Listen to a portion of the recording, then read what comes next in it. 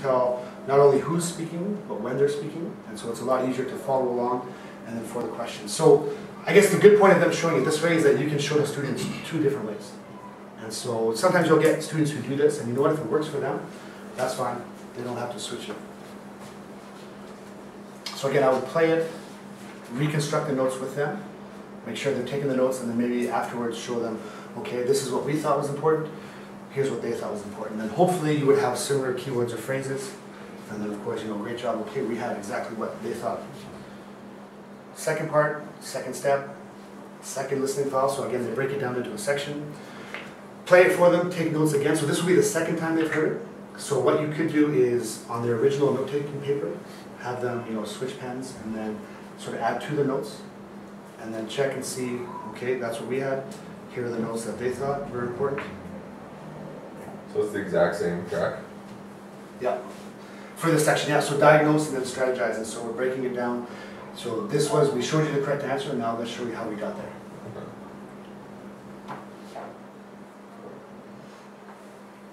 And then practice. So this one would be for them. So again, with the practice section, you can see that they've taken the track and they've broken it down. So step one, step two, these are going to be small parts. Play it for them first, have them take notes, and then reconstruct the notes with them. So they're telling you what they wrote down, why they thought it was important, and then how they would maybe organize it.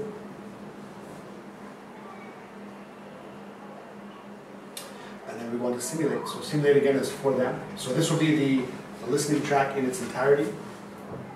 So they would take notes, and then as they go on, questions. So have them submit. Now obviously I guess when they submit their answers and you check their answers, if everybody's got the correct answer, you don't have to cover that. Because again, timing is an issue. There's 1 hour per section. So you don't have time, or you don't need to cover everyone. So pick and choose your battles, I guess. Choose the questions where you see, if there's a, kind of a half and half split, then that's definitely one that you would want to kind of cover. But if everybody's got it correct, I would just suggest, keep moving and try to get through as many as you can.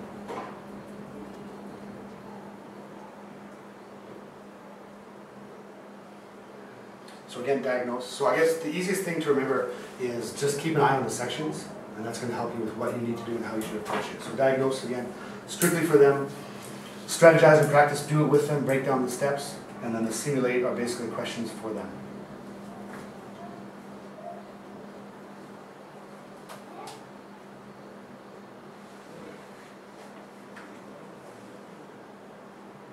So you can see there's quite a few questions for them to go through. And again, roughly only an hour to go through.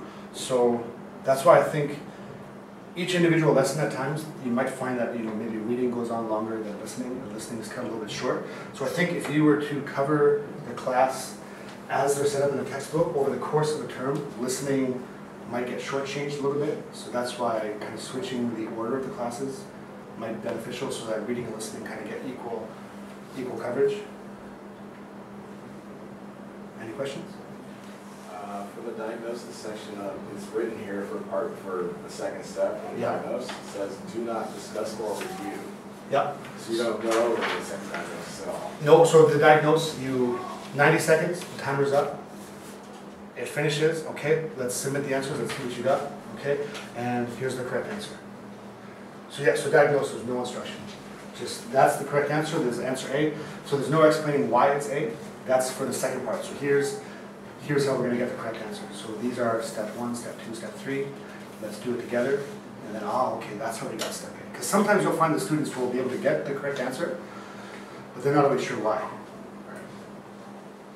So I think it might sound a little bit confusing now, but I guess the rationale really sort of makes sense once you're in the classroom. And so a lot of times they may not get it correct, and so they'll be disappointed. They want to get it right, but then when you show them the strategy, the light bulbs sort of pop on and okay, that's how we do it. So then we break it down. Here are the steps. Let's try a new one together. Same steps as before. Okay, you've got the tools. You go ahead and try. So stick to the script. Here's the strategies. Okay, good job. So yeah, diagnose, no instruction. Okay. All right, and then week 1, they start with writing. So again, it's a diagnose section. You could maybe, well, actually, you know what? I would probably just say, okay, here you go. You're writing an email. You have 6 minutes to do it. And so I would say, for instructional purposes, the less you explain, the more you can instruct later. And so you'd say you have 6 minutes, you're writing an email.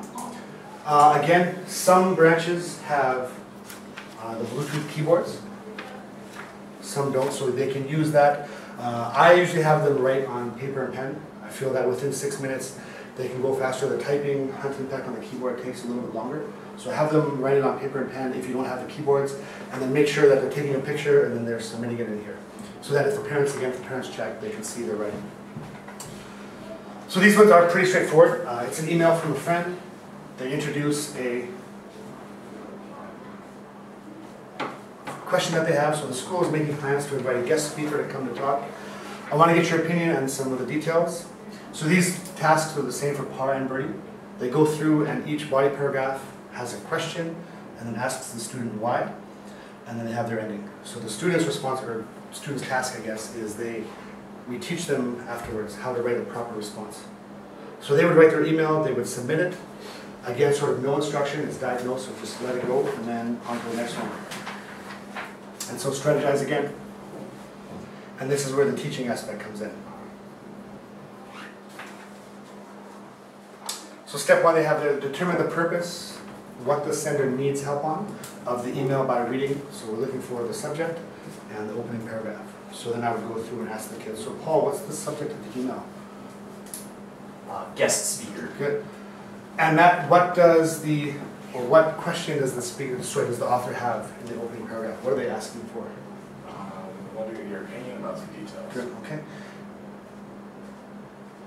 And then step two, in each of the 3 distinct question paragraphs, identify the main question and the follow-up question. So, Scott, first body paragraph. What kind of speaker should we invite? Good. And then the follow-up question, phrase. In the first paragraph? Yeah. Just some of the details. Good, so should we invite a speaker who specializes in business and technology, or one who specializes in art? So this one, because these tasks, they set it up for the IBT, the internet-based TOEFL that they're going to take later on. So all of these help with TOEFL junior skills, IBT skills. And so some of the essays that they have to write later on, the preference essays, so they're choosing between 2 choices. And so they're structured so that they have to choose A or B, and they have to give details and examples to explain why. And so we'd go through and we'd identify all of these parts. So there's our 3 body paragraphs, and again, don't rush to show them, because again, once you show them this, trying to elicit anything after that, once they know the answer, they're not gonna, they should really sort of shut down. So elicit it from them, possibly brainstorm ideas. Okay, so there's our 3, the follow-up questions, why, and then the ending. So we'd go on and we'd sort of break these down. So step 1, opening greeting. And so you're practicing opening, starting an email. And they give you different steps and strategies. So dear Nora, relatively simple. Add the name of the person. And then basically just takes you step by step of explaining different openings that you can use, how you would structure a body paragraph, how you would submit an ending.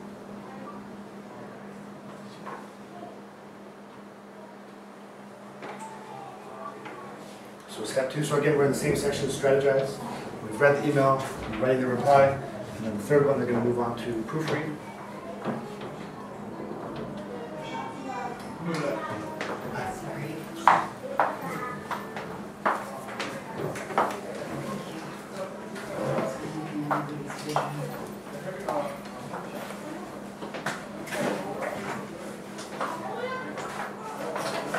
And then all these exercises you go through with the students. And so they're just basically breaking down the task and doing the different components one at a time. Simulate. So, as you can see, it's the same task as before. It's an email. Now we've had the guidance, we've instructed them how to do that. They're going to get 6 minutes again, and they're going to write their own email, same structure. So if you notice, they have the opening, they have the 3 body paragraphs with the issue, and then why.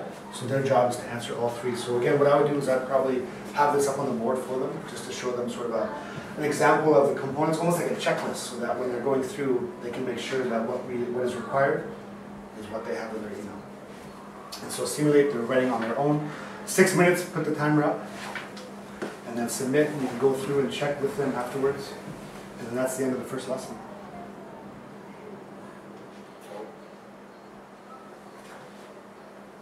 Any questions? So the first lesson is not going to be any speaking. Nope. The second lesson is going to be all speaking. Yep, so if you want to go through, we'll go into 2, lesson 2. Gotcha.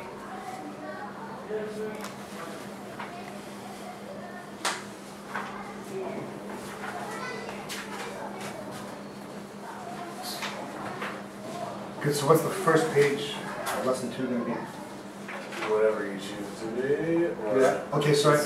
diagnosis. Yeah, diagnose. Okay, good. That's what I'm getting at. So I guess you could come in. Lesson 2, I would probably keep the same structure for the first couple of weeks so they get familiar with it. But yeah, you're right, diagnose. So okay. Here we go, guys. Day 2, second lesson, new question type. Go ahead, 90 seconds. Have at it. Timer's up, making sure that everybody's underlining and annotating. Submit the answers. Okay, here's the correct choice. Great job. Okay, 6 got it right, 4 got it wrong. Don't worry, we'll go on and we'll look at the steps. And then strategize. Okay. New question type, so week 2, we're looking at factual questions. Get your notebooks out, let's write this down. So write down the steps are on the board. Go through and listen as much as you can from them. Again, don't just rush to show them, because once you put those up, game over. And then same, we're going to simulate. So practice, sim 1, sim 2, sim 3, diagnose, new question type. Listening, diagnose part 2, strategize, practice sim. And then we'll take a look at speaking. So here we go, speaking. Lesson 2 starts with diagnose. So for these tasks, they're going to record their own answers on the tab. So make sure they have the volume up. They don't need headsets, they're just speaking into the tab. At times this can be an issue if you have a large class. You'll have 14 or 16 kids, everybody speaking at the same time. It's actually, you know what, somewhat surprising that when you play these back, most times you can hear it fairly clearly. So there's a little bit of noise in the background, but you can hear the response. And so other issues with this section, it's always tricky to get them to speak because everybody's kind of, who's going to go first? I want to be the first one. So, you know, I'll put the timer up and I'll just say, you know, we're starting in 3, 2, 1, go. And then, you know, last student to start has to present for the whole, regardless, so they'll go quickly. And then once they get going, they're not paying attention to the other students, so they get comfortable fairly quickly. So it says to tell the story, an interesting story. Yep. If they actually hit the pause button because they draw a blank or something like that, if they hit the pause or stop button, is that a separate track that they go to next and they hit record again? No, I think for this one, it's basically they press it to start, and then there's a submit button. And so they start, it's recording, and then once they submit, so if they submit early, then their track will just be a short one. But they can always go back and redo it again. So that's happened before where they're unsure of what to do, so they'll think that they'll give a response, and they think they've submitted, but they haven't actually started. So it's pretty clear on their tab, there's a record button, you press that, they start, and then once they're done, they submit, and so it'll show all their names and the length of their track. Do you ever let them take like quick notes on what they want to say? For the diagnose, I would say no. Okay. Just I usually, here's the task, just go at it, and then later on, they will have time, so they have 50 seconds to prepare, but for this one, just here's the task, go ahead. Because again, it sort of sets up, I think, so that they kind of struggle with it in the beginning. Right. And okay, I'm going to teach you. So by the end of the day, you're going to master this task. So these ones are they're kind of fun. Basically, it's a 6-strip kind of comic, and then they have to tell the story. Issues from the students with this one, they tend to struggle with creativity. And the duration, they have 1 minute to answer this. Most of the time, the students are going to finish 30 to 45 seconds. And so, again, for the first time, that's okay, because that's just the diagnose. You're getting an idea of how, you know, how well or how much they know. So it's pretty straightforward. Busy subway, older man comes along, guy gets up, oh, hey, here's your seat. Oh, no, thank you. Okay, oh, somebody stole my seat. So go through it with them after you've diagnosed, and then it breaks down the strategy. So it's fairly straightforward. Identify the main characters from the directions. With this task especially, because our students are usually taught like from a test-taking perspective where most questions have one right answer. And so everybody's trying to get the correct answer. Whereas a task like this, I guess ideally you want, you know, however many students there are, sort of different stories. The result is the same, but the characters' names, the setting, the emotions, they're going to come up with their own creative story. So they kind of struggle with this. They break it down, so identify the characters, give them names, give them descriptions, then determine the plot.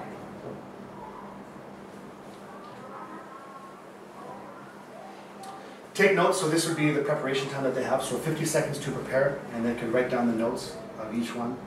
So I guess ideally 60 seconds to answer. Try to want to get them the first half 30 seconds or so. And so if they find that they're going too slow, then they probably want to add more details and information. So try to encourage them to speak and use as much time as they have, or as much as they can. And then it just breaks down all the different parts.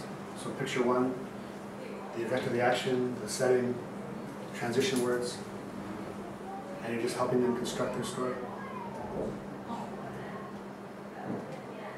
For that speaking skill, is it priority that they're telling the story correctly or that they're just speaking at all? Definitely want to get them speaking. Most kids with this one, because this is the most fun one, so they usually, because I guess what you're evaluating them on would be like the volume, pace, intonation. So they want to make sure that they're telling the story. I mean, they shouldn't, I think this is fairly straightforward that they're going to follow what they see. But yeah, just to try to get them to, obviously to speak for the duration of the time, and then try to be creative and be as descriptive as possible. This is an actual component of the TOEFL Junior? No, not this one. Okay. TOEFL Junior, I'll show you some of the other speaking tasks. That email writing, as far as I know, isn't a component as well. That's more of just like a practical sort of real life application. But the other writing tasks are part of the TOEFL Junior, and they're very similar to the parts of the achievement test, where they, for the speaking, for example, they may listen to or read a reading section and then listen to a track and then compare the two. Or for the writing section, they'll have the independent essay where they're given like a personal preference, like do you prefer a winter vacation or summer vacation, they have to explain their opinion. And then other times for the integrated writing, they might read a passage, listen to a passage, and then write a comparison of the two.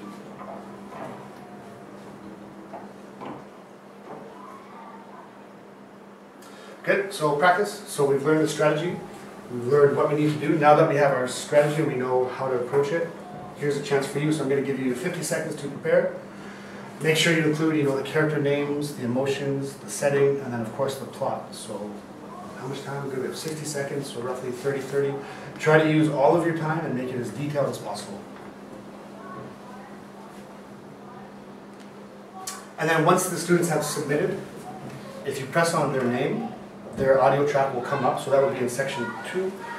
Press on the name, their audio file will come up, and you can play that back and listen to it. So sometimes the students, of course, they're a little bit shy, so one thing you could do is maybe give them the option, so you have the choice, if we pick randomly, pick one student, and then, oh, Paul, you came up, so would you rather listen to your file, or would you rather just give the answer again for us? And so, oh, I'm a little bit shy, so I didn't do so well the first time. Okay, so let's hear your answer. And then he could maybe speak and we could give him feedback. Kind of go through the checklist of the key points that we mentioned. So Paul had all 6 parts of the plot, but he didn't have descriptions maybe of the characters and the emotions, and he didn't quite use all of his time. So if we were going to do it again, what would you do differently? Teacher, okay, I'd explain more. I'd talk more about the feelings. And you want to do that for every single student, right? You probably won't have time.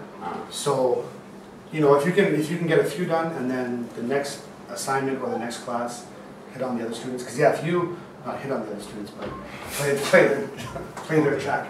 Because if you were to try to play all of the students, there's no way you're going to get this done. So it's important that you try to get through as many attempts or as many practice sessions as possible. So they make their notes, record their answer. Of all the programs that we have, A2 is by far the most structured and sort of set up to help the teachers. So it takes more, maybe more prep, I guess, because there's so many different questions in all the different parts. With these question types, it's really important not only that you know the correct answer and you can explain that easily, but also why the other answers are incorrect. Because a lot of the times they'll struggle with the one question. You'll see the majority of the kids chose the same answer and it's wrong. And so they need to know why that's wrong. And so that really comes through in the preparation. And again, if you're prepared well and it's thorough class, it's so much more enjoyable. It flows smoother. There's nothing worse than watching somebody who hasn't prepared as much as they should have and they're sort of struggling to get through it. So we got 10 minutes left or so. And then simulate, so another one. Now in the first week of class, I don't think we got to this one. I think we covered the first 2. So again, with the preparation, you can probably get an idea of how many you'll be able to go through. So you want to be familiar with all of them in case you get to them. And then of course, if you ever had time, later on in the term you could always come back and sort of cover the ones that you missed. So you could always just make a note of which ones you didn't cover. And there's basically the reading section overview for them to show them the different question types that we're going to get into. And then that's it. So that's lesson 2. Question, Yeah. as far as the grading, is it a participation grade or is it a speaking grade, or how does that work for this particular, This one is, there both? no, it's participation. Scott, is that right? Participation? Is it like cooperation or Yeah. contribution? That's what it is, cooperation, contribution. Yeah, so really trying to have the students be as active as possible and elicit from them as much as possible. So I guess the other things I wanted just to finish up, we talked about all this. So for the writing section, make sure you have like a stack of the note-taking paper. They should probably take it on notes. Scott, have most branches been doing that? Or is it It's not, I wouldn't say most. some? Yes. Okay, I guess maybe that's our sort of change that we did. I find it's just the quality of notes is so much better on paper. And again, when they take the actual achievement test or the real IBT, they're going to be taking it on paper anyway. And so that's what we've been doing at our branch. Again, making sure that they take pictures so that the parents see there's something there. And then I guess, so from my perspective as like an HI, I guess when I'm evaluating my teachers in the two grades that you would get, learning management and student management. For the learning management, things that I would focus on to make sure you're covering all 3 sections. That 1 hour doesn't have to be exact. That's a rough sort of guideline, because you'll naturally find, especially early on in the term, that the reading section takes a little bit longer for them to get through. But ideally, over the course of the term, you want to have equal coverage as best you can. And then within a given lesson, make sure you have to be covering all 3 sections. Right? So the reading, listening, and then speaking or writing. Make sure that you're really breaking down the strategy for them. And then again, not overly lecturing. You want to elicit that from them and have them tell you the steps and go through, and then the justification of why this answer is correct, why the other ones are incorrect. And so not